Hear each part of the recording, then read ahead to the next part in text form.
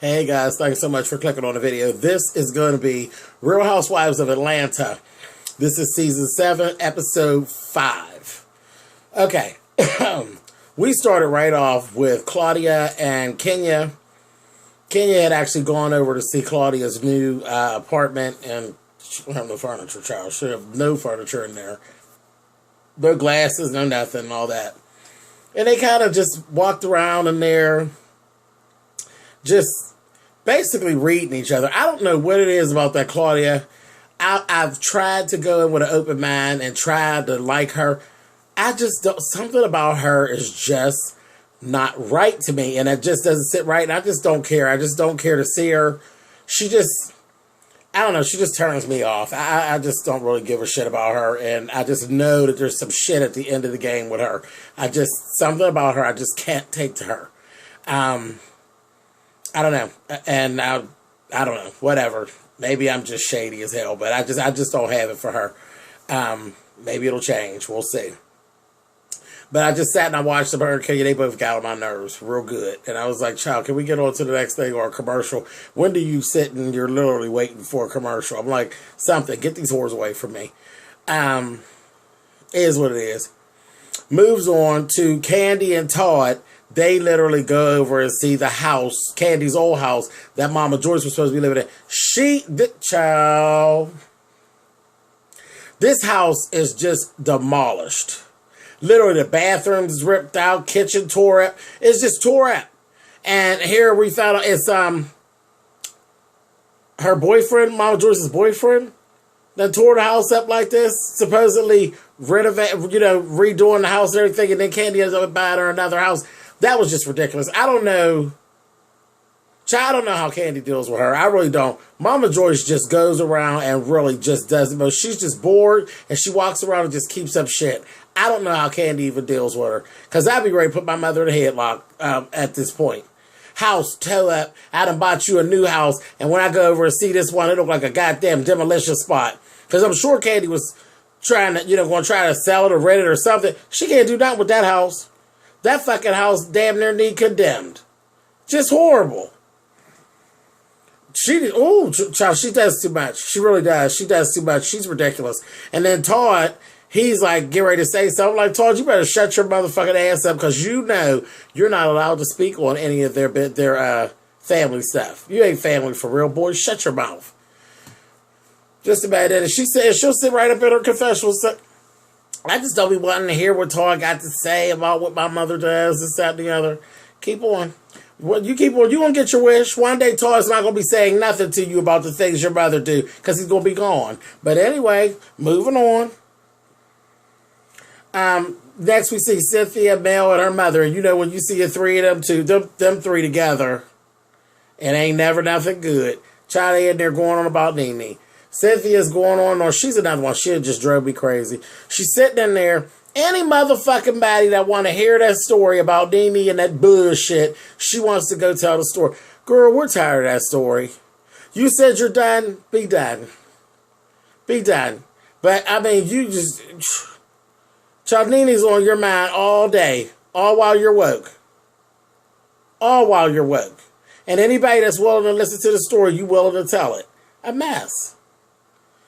Anyway, but they going on, and she's still bad. She's still talking about when Nene called Peter a bitch. Because I kind of forgot. I'm like, well, what is going on? Where is all this animosity? Where did it start? Where did the feud begin? Child, we're literally talking about all the way back to when Nene called Peter a bitch. Whatever. Anyway, stay relevant in the show however you can, but I know I'm tired of hearing that damn story. But anyway, moving on. Next we see Candy go over to Phaedra's. Candy again, doing the most. Doing the most. Now you got something to deal with. Go deal with your mammy and how she fucked your motherfucking house up. And get out of other people's business. Because if you go and deal with how Mama Joyce tore your motherfucking house down and got it looking like the projects, you won't have time to fuck with nobody and nothing they got going on, trust me. Go figure out what your mama and your stepdaddy done to your motherfucking house. Mind your business. But no, she's going on and she's telling Phaedra, yeah, I want to get everybody together.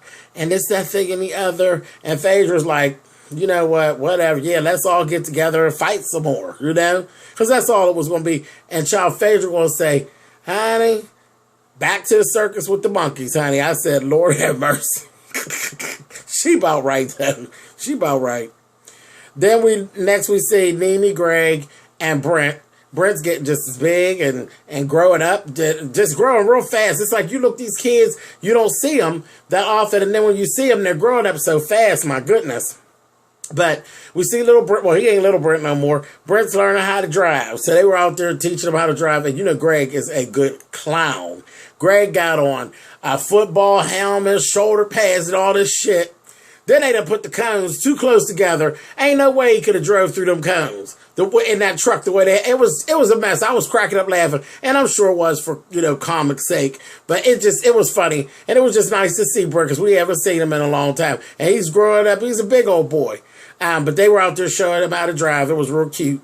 Then we actually go back and we see this fucking Claudia and Kenya again. And I'm gonna tell you, I'm gonna be honest. I don't really know exactly what they were talking about. Because when I seen them two whores, I was like, child, I went in the kitchen and made my aunt a sandwich and came on back out. They were still talking. All I know is the conversation had something to do with Claudia and her upbringing and how her mother wasn't nice to her the same way Kenya's mother wasn't nice to her. They were both neglected some type of way. They were playing woe is me, and it was victims bonding time. Honey, all I know is it was time for my aunt to have a sandwich. And I went on and made my aunt a hot sausage sandwich. Here. Moving on. Next we see Candy, and she goes out with her aunts. So I sat right on down, across my legs, because you know, whenever them aunts, when the old lady gang gets together, child, oh, it's going to be some shit.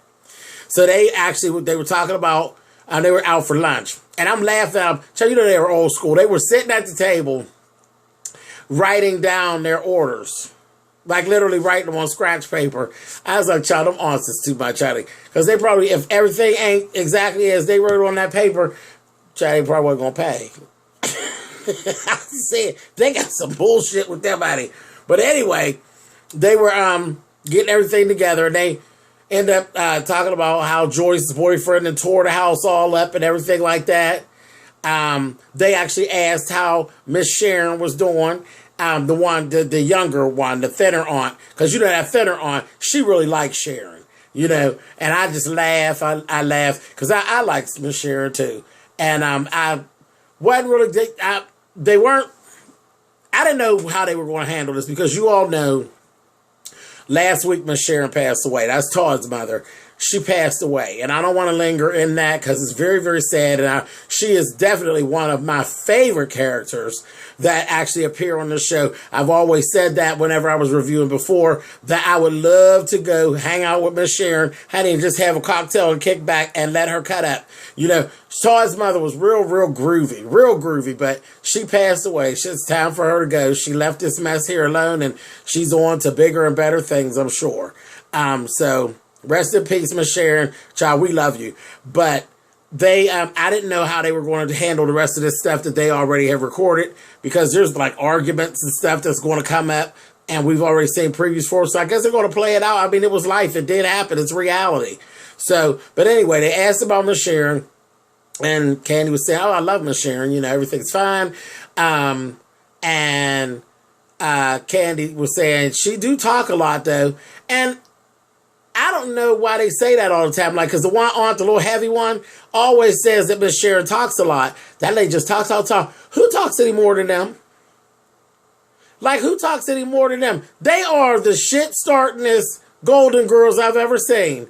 But they always would say that Todd's mother talks a lot. I just didn't get that. But whatever. So Candy's like, yeah, you know, she do talk a lot. Or whatever. Candy, you've been starting shit all season. Really? You've been from house to house starting shit. Hush up, girl. Anyway, they went ahead to this little dinner where Candy got all the girls together. They meet at this restaurant. Child, it was funny because half of them got there and were waiting on the other half. They order water cute little server boy. Child, he goes off, ain't never brought the water back. I said, okay. So then the other half of the girls come. They do some more water. They get some, order more water. They get half of the water. Then they go in and they start talking. Once they start talking, I'm going to go into what they were talking about, but halfway through, we had Kenya and Phaedra in the first part of it, and they were trying to hash out what their issues was. Nothing really got hashed out. It was more or less, Kenya wanted an apology. Phaedra basically let her know, girl, I'm not going to apologize to you. Oh, well, you called me whores and this, that, and the other. So, Phaedra was giving very much of, girl, if it looks like a whore and it's fucking men in charge of them, then it's probably a whore. Period, point blank. So, it was what it was. Phaedra's like, I ain't apologizing. Fuck all that shit. It is what it is. We can agree to disagree, ho. And that was basically what it gave. And I liked it, personally. Fuck you, Kenya. It is what it is. I thought Phaedra was going to apologize to her at first when the Apollo whole live thing first came out. Phaedra changed her mind midway, and that's her motherfucking privilege. To change her motherfucking mind. And she told Kenya, fuck you, and move on. I was there for that. Anyway, so then the next thing, the next big blow up was actually, it's the damn Nene and Cynthia. That was the main thing. And, we were never going to do, there was Cynthia and Portia as well. We didn't get to that. And we didn't actually finish the Cynthia and Nene, but they got started, you know what I mean, with it. And Nene was like, where did the problem actually start, Cynthia? Where did the problem start? We was cool. Then I guess your husband got your ear, and then you wasn't cool with the situation no more. So instead of basically rehashing it, then it was like they weren't speaking. And it's real stupid. It's real stupid. I understand where Nene's coming from. And I also understand where Cynthia's coming from, okay? So my thing is they both are playing a part in this dumb shit. They both got a part in it. I've been down the road with this kind of thing once before. Well, not even just once before, a couple times. Part of it is it's a personality flaw of mine. And I'll say that it is a personality flaw. And if you can tell, I'm getting ready to go up on my goddamn soapbox. It is a flaw. My mother is very matter of fact. Right now, when the shit jumps off, she jump in the shit in the ass and be done with it. That's not my thing. My thing is, I hold on. I hold grudges. I can be very mean. And most of you who follow me on this channel, you know that I'm genuinely a sweet person. But if you rub me wrong, I'd be the worst bitch you've ever met. I really can't. Even when people say little fucked up shit down in the comments, I don't usually argue with them. I don't really even go all into all that. I've already told you this is not a place for you to try to fucking beat up on me. And I usually ignore it. But there is going to be times when there's that day where I'm not going to ignore you. And I'm going to light your motherfucking world on fire. Trust me, it'll happen. That's just who I am. Now, that's not my issue. If you don't like that, click off and go to a different channel. But I'll never attack you all. That's just not my thing. I don't attack my people who watch me. I love my people who watch me. But if you attack me, you're subject to get your ass lit up. But anyway, moving on with the thing about the friendship. Okay, here we go. Now, there has been times when Nene has done fucked up shit to Cynthia. We all have watched it. We all have seen it. One of the times being, yes, she called Peter a bitch and all that. It was very disrespectful and very distasteful and very out of place and all of that. And there's other things she's done to Cynthia and said to Cynthia throughout time. Now, this is where I'm kind of on Cynthia's side with this, because where I said one of my flaws, no, maybe I don't jump in right then. And when you say it, I just shut it down and tell you, fuck you, bitch, I don't like that shit, this, that, and the other. Maybe I forgave that. And that's what Cynthia did. She forgave tons of little stuff. Tons of little stuff she forgave. And then one day, she just fucking decided she didn't want to do it no more. Now tell me, is that wrong? Is that wrong? Why is it wrong when I decide I don't want to be abused by you anymore? And that's the thing. So I understand that. And we don't need to go back through it, Nene. You know what things you did. You know? But then again, like I said, that is a character flaw where you let things build up on you and then you react. It's a character flaw because you really should stop things, you know, when you can. And I don't always do that. So it's kind of like I said, both people are playing parts. Nene did shit, and every time Cynthia forgave it, you went back and you did more shit. Instead of stopping, you went back. So you played a part too. Now it is what it is. It's over. Fuck it. Now Cynthia need to leave it alone. That's her flaw. She need to leave it alone. Because now you're into something different. You ain't fucking with Nene, but you're walking all around town talking about her like a dog. See, that's a whole new set of issues. That's a whole new set of issues. Now, like I said, let me say this. And I'm going to use one example. You know, I have a friend who we done been around and around. There's been times when I left her alone, didn't speak to her for a couple of years. You know, and went so far as her old man came to me and was like, oh, she really misses you, this, that, thing, and the other. We rehashed the friendship. Okay, boom. We good for about a year or two. Then you go and you violate a fuck again. And I leave you alone. Then we rehash. See, I ain't going to keep on rehashing with you. Then we went on and it was something very small that went on. But I was done. Done. I didn't feel the need to tell you about it. I didn't feel the need to send you a telegraph, letter, nothing to let you know that I was not fucking with you no more. I was done. But see, that's my Pennsylvania privilege. When I wake up and it's a Sunday and I decide I don't want to fuck with you no more, where do I get wrong? And I was told by other first, well, that's wrong. Why is that wrong? Why is it that when I decide that I don't want to be abused by you anymore, then now I'm wrong? So, you know, again, I understand both sides of that. And the front, but I don't even understand what I did. Really? You know why you don't understand? Because you done did all this dumb shit and I done forgave you 900 times. Fell out, fell in, and you play that same game. And then we'll get cute and say, I don't even remember what we actually fell out about. That ain't nothing but offensive. That's offensive because that means that you ain't even acknowledging the things that you did that I may have actually told you that I didn't care for. And I'm talking about we literally fell out about literally the same motherfucking shit over and over, which was you trying to take advantage of me. Me, the nice person. You trying to take advantage. And I just said, fuck it, I'm done with it. And there's nothing else to talk about.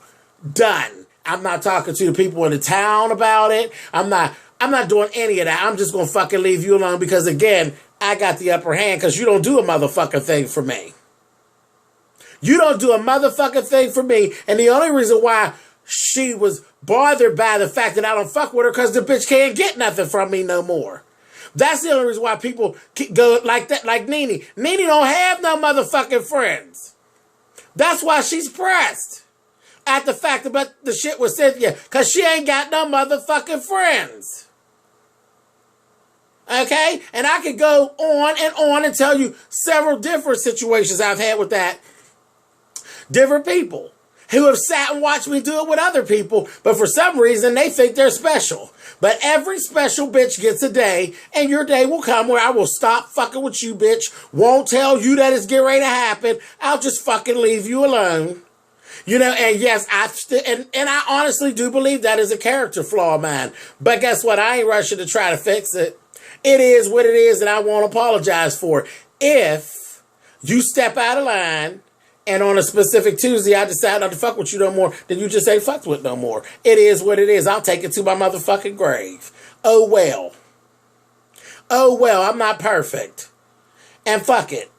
But that's why I said, like I said, I'm coming down off my soapbox, but I'm bump, bam.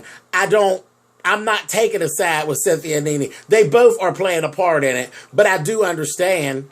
But I think Cynthia need to leave it alone. Stop dragging it out. If you done, be done. Fuck it.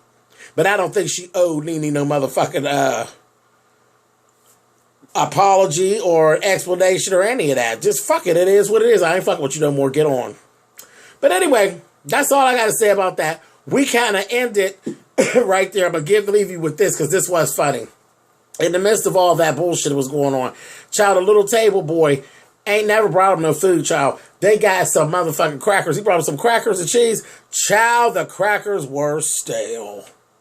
They were all sitting around the table eating. They said, oh, these crackers is stale, child. And they were so caught up in the arguments that they didn't even, it was kind of funny, but it kind of lightened the mood a little bit, but then they went right back to arguing like a motherfucker. But they ended there, and they're going to pick back up there again next week. So I'll catch you guys back here at the same place next week. Thumbs up or thumbs down the video. We'll see y'all. We'll talk. Leave some comments down there. I'm sure y'all will. Y'all are going to talk about me and that soapbox and me and my duality and my character flaws. But and I'm good with that. So leave comments down there, and I'll talk to y'all later. Bye, guys.